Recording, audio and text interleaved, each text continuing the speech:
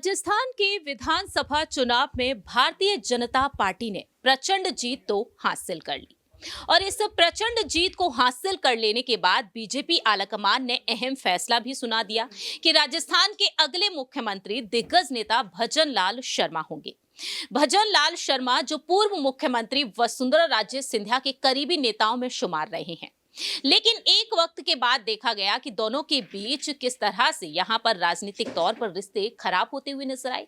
लेकिन यहां पर बीजेपी आलाकमान ने जिस तरीके से भजन लाल शर्मा को आगे करके एक अहम रणनीति बनाई है वसुंधरा राजे सिंधिया के लिए कि 2024 में जो लोकसभा चुनाव होने जा रहे हैं, उन लोकसभा चुनाव को मद्देनजर रखते हुए वसुंधरा राजे सिंधिया को एक अहम और बड़ी जिम्मेदारी जल्द से जल्द सौंपी जा सकती है। ऐसे में देखा गया है कि यहां पर ना सिर्फ वसुंधरा राजे सिंधिया बल्कि सीएम की रेस का हिस्सा रहे बाबा बालकनाथ योगी भी लगातार चर्चा का विषय बने हुए हैं। अब यहां पर बाबा बालकनाथ योगी पर नजरें टिकी हुई हैं कि आखिरकार उन्हें क्या कुछ जिम्मेदारी मिलेगी और क्या कुछ उन पर अहम फैसला सुनाते हुए नजर आएंगे खुद भजन लाल शर्मा। तो अब एक बेहद बड़ी खबर सामने आ रही है और इस खबर के मुताबिक दावा किया जा रहा है कि अब बाबा बालकनाथ योगी को एक अहम पद जल्द से जल्द सौंपा जाएगा। इसकी घोषणा जल्द से जल्द कर दी जाएगी। नमस्कार, मैं प्रांशी राठौर और आप देख रहे हैं नेक्स्ट 9 न्यूज। स्वागत है आपका हमारे स्पेशल प्रोग्राम सियासी सच में, जिसमें आज हम आपको जानकारी देने जा रहे हैं महंत बाबा बालकनाथ योगी के बारे में। आपको बता दें कि बाबा बालकनाथ योगी जिन्होंने राजस्थान के विधानसभा चुनाव में तिजारा विधानसभा सीट से चुनाव लड़े और प्रचंड जीत हासिल करके दिखाई। मालूम हो कि अलवर जिले से ये सांसद भी रह चुके हैं, लेकिन जिस तरह से इन्होंने चुनाव जीते, विधायक बने और देखा गया कि किस तरीके से सांसदी पद से इन्होंने इस्तीफा दे दिया। लेकिन अब भजन लाल शर्मा जो मुख्यमंत्री बन चुके हैं, शपथ भी ग्रहण कर चुके हैं, तो नजरें टिकी हुई हैं उनके कैबिनेट पर कि आखिरकार मंत्रिमंडल का जो गठन होगा वह कितना खास होगा। दरअसल सबसे पहले आपको बता दें कि मंत्रिमंडल में 27 मंत्रियों को जगह मिल सकती है, उन्हें मंत्री पद सौंपा जा सकता है। जानकारी के लिए आपको बता दें कि जहां एक तरफ भजन लाल शर्मा मुख्यमंत्री के पद को संभाल रहे हैं, डिप्टी सीएम के पद पर दिया कुमारी हैं जो खुद भी सीएम की रेस का हिस्सा रह चुकी हैं, और दूसरे डिप्टी सीएम प्रेमचंद बैरवा हैं। तो ये 3 मंत्री तो हुए ही, लेकिन 27 मंत्रियों की ताजपोशी और देखने को मिलेगी। मंत्रिमंडल में इन्हें शामिल किया जाएगा। तो फिलहाल देखा जाए यहां पर अटकलों के मुताबिक कुछ नाम भी सामने आए हैं और ऐसे में देखा गया है कि बाबा बालकनाथ योगी का नाम भी यहां पर चर्चा का विषय बना हुआ है। दावे ये किए जा रहे हैं, सूत्रों के मुताबिक ये कहा गया है कि बाबा बालकनाथ योगी को भी मंत्रिमंडल में जगह मिलेगी और उन्हें एक अहम मंत्रालय सौंपा जा सकता है। जैसा कि हमने आपको बीती पिछली रिपोर्ट में जानकारी दी ही थी कि बाबा बालकनाथ योगी को गृह मंत्रालय सौंपा जा सकता है। गृह मंत्रालय को लेकर यहां पर अटकलें ये भी तेज हुई कि जो दिग्गज नेता है किरोड़ी लाल मीणा, वह भी रेस का हिस्सा है। तो सबसे पहले आपको यहां पर कुछ जानकारी देना चाहेंगे। और वहीं दूसरी ही तरफ देखा जाए, आज भी एक और बड़ी खबर सामने आई है कि किस तरीके से यहां पर कुछ अन्य नेताओं के नाम भी खुलकर सामने आ चुके हैं। आपको बता दें कि मुख्यमंत्री की रेस का हिस्सा रहे हैं कई दिग्गज नेता, उन्हें बड़े बड़े विभाग मिल सकते हैं, जैसे कि राजस्थान में कार्मिक विभाग है और डीपीआर है, गृह विभाग है, लोक निर्माण विभाग है, जल संसाधन है, कानून परिवहन विभाग है, चिकित्सा एवं स्वास्थ्य है, शिक्षा और ऊर्जा विभाग जो बड़े माने जाते हैं। ऐसे में मुख्यमंत्री और डिप्टी सीएम की दौड़ में जो चल रहे विधायक हैं, उन्हें ये विभाग दिए जा सकते हैं।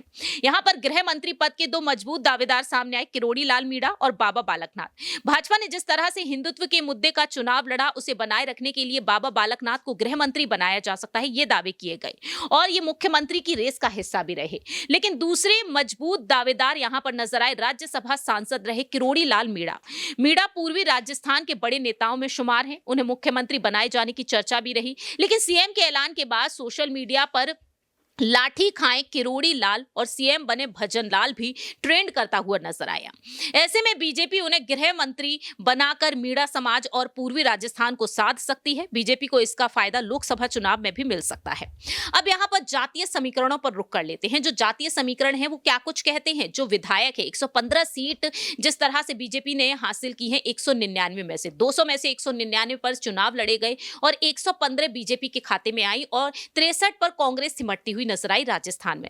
ऐसे में यहाँ पर देखा जाए तो बीजेपी में एससी समाज से सबसे ज्यादा 23 विधायक हैं, राजपूत समाज से 17, एसटी से 16, ब्राह्मण से 12, जाट से 12, वैश्य से 8 और गुर्जर से 5 हैं। रावत, नागर, धाकड़, कालवी और पटेल समाज से 3-3 विधायक हैं और इसी तरह देखा जाए तो अन्य समाज से यहाँ पर 2-2 और 1-1 विधायक हैं। तो बीजेपी ने ब्राह्मण चेहरे को आगे किया, भजन लाल शर्मा को मुख्यमंत्री बना दिया और दूसरी ही तरफ राजपूत समाज से जो ताल्लुक रखती हैं दिया कुमारी, वो डिप्टी सीएम है। तो वहीं दलित चेहरा भी यहाँ पर प्रेमचंद बैरवा को देखने को मिला डिप्टी सीएम के तौर पर। अब बात यहाँ पर अगर की जाए कि किस तरीके से किन विधायकों को कैसा तवज्जो मिलेगा, तो यहाँ पर सरकार के मंत्रिमंडल के गठन में लोकसभा चुनाव को ध्यान में रखते हुए अब यहाँ पर तैयारियां की जा रही हैं। ऐसे में यहाँ पर देखा गया है कि बीजेपी में 5 में से 2 से 3 विधायकों को कैबिनेट मंत्री बना सकती है, क्योंकि बीते पिछले कई चुनाव से गुर्जर अपने समाज के नेता को मुख्यमंत्री बनाने की मांग कर रहा था, लेकिन ऐसा नहीं हो सका। तो फिलहाल देखा जाए यहाँ पर गुर्जर समाज की बड़ी भूमिका देखने को मिलेगी। वहीं 2 से 3 आदिवासी नेता भी मंत्री बन सकते हैं। ऐसे में यहां पर नए चेहरे निकलकर सामने आए हैं। भाजपा में फूल सिंह मीणा प्रमुख आदिवासी नेताओं में से एक हैं। उदयपुर ग्रामीण सीट से तीसरी बार विधायक बने हैं। मीणा मंत्री पद के दावेदार कहे जा रहे हैं और इसी तरह से शंकर लाल ढेंचा और कैलाश मीणा को मंत्री बनाया जा सकता है। दूसरी ही तरफ 4 महिलाओं का नाम भी सामने आया है। आपको जानकारी दे दें कि महिला आरक्षण बिल को ध्यान में रखते हुए यहां पर बीजेपी दांवपेच खेलेगी। अनीता बघेल जो सीएम की रेस का हिस्सा रही हैं, वसुंधरा राजे सरकार के दौरान ये मंत्री रही हैं। सिद्धि कुमारी, नौक्षम चौधरी और दीप्ति किरण माहेश्वरी, इनके नाम भी आगे चलते हुए नजर आ रहे हैं।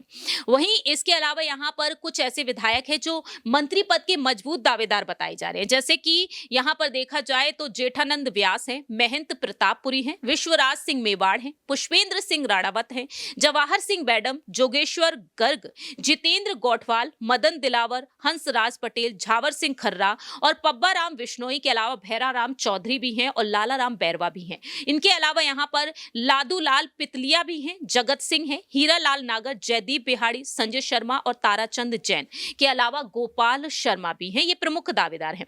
तो दिल्ली में अब मंत्रियों के नाम पर सहमति बन रही है। अब यहाँ पर जल्द से जल्द ऐलान किया जाएगा कि आखिरकार यहाँ पर कौन सा पद किसे सौंपा जाएगा। लेकिन अंदरूनी सूत्रों के मुताबिक और भी कुछ अहम दावे किए गए हैं, उन पर भी जरा रुक कर लेते हैं। जो यहाँ पर जो रिपोर्ट्स निकलकर सामने आ रही हो उन पर अगर रुक कर लिया जाए, जिस तरह से यहाँ पर ये तमाम नाम सामने आए हैं, इसके बाद से यहाँ पर ये कहा जा रहा है कि भजन लाल शर्मा जो राजधानी दिल्ली पहुंचे, आलाकमान से मुलाकात की, यहाँ पर जेपी नड्डा और पीएम मोदी के साथ उनकी अहम बैठक हुई है, अमित शाह के साथ भी यहाँ पर बैठकों का दौर जारी है। तो भजन लाल शर्मा की तरफ से अब ऑफिशियल अनाउंसमेंट अब कुछ समय के बाद की जा सकती है, ऐसे दावे किए जा रहे हैं। अंदरूनी सूत्रों की माने तो अब यहाँ पर बाबा बालक नाथ के नाम पर मोहर लगती हुई नजर आ रही है। उन्हें अब एक अहम मंत्रालय सौंपा जा सकता है। ये तो बात रही गृह मंत्रालय को लेकर, लेकिन इससे हटकर भी एक और जानकारी जो सामने आई है, आपको बता दें कि हेल्थ डिपार्टमेंट अब यहां पर दिया जा सकता है किसी एक दिग्गज नेता को। और ऐसे में मदन दिलावर को लेकर जो सामने आया है, यहां पर समाज कल्याण मंत्रालय उन्हें सौंपा जा सकता है।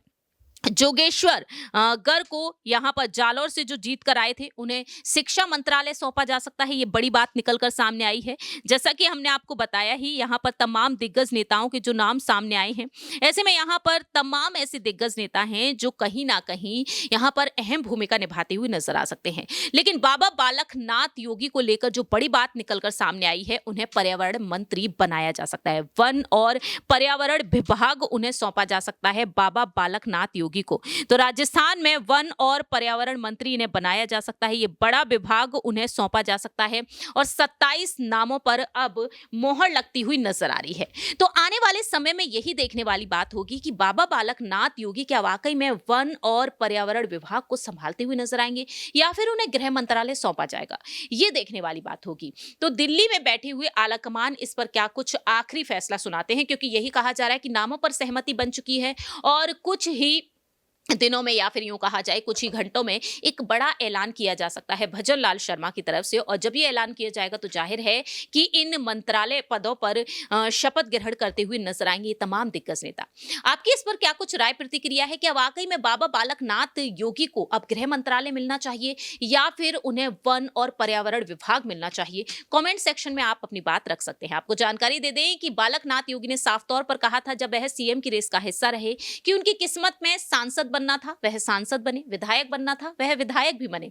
लेकिन आलाकमान का जो फैसला होगा मैं उसे स्वीकार करूंगा और पीएम मोदी के मार्गदर्शन में रहकर आगे भी वह काम करना चाहते हैं। तो देखना होगा 2024 के लोकसभा चुनाव को ध्यान में रखते हुए राजस्थान की आवाम को देखते हुए बाबा बालकनाथ योगी जिनके स्टाइल को यहाँ पर देखकर कहा जाता है कि उत्तर प्रदेश के मुख्यमंत्री योगी आदित्यनाथ की तरह वह जिस तरह से काम करते हुए नजर आते हैं उसे देखते हुए उनकी तुलना योगी आदित्यनाथ से ही की जाती है। तो आप क्या कुछ कहते हैं कमेंट सेक्शन में आप बता सकते हैं। फिलहाल के लिए हम चलते हैं, बाकी की तमाम अपडेट्स के लिए देखते रहिए नेक्स्ट 9 न्यूज।